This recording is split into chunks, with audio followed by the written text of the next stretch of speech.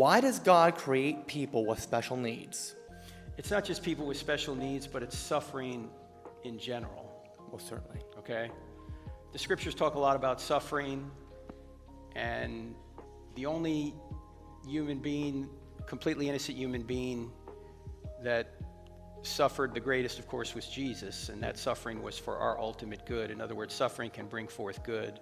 But I just remember my grandmother, for example. My grandmother, the last 4 years of her life was bedridden. And people were asking, well, God, why don't you just take her? What kind of quality of life is this? And my aunt, who took care of her every day for 4 years, grew more in that 4 years than she did in her previous 44. My father was dying. You know what sundowners is? You know, when the sun goes down, they kind of lose their personality. They kind of get very petrified, and they do erratic things.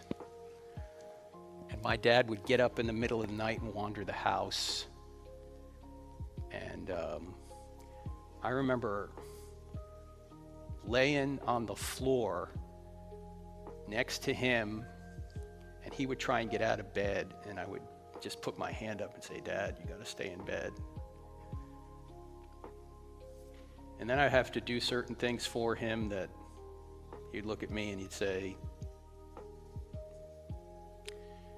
nobody should have to do this for me.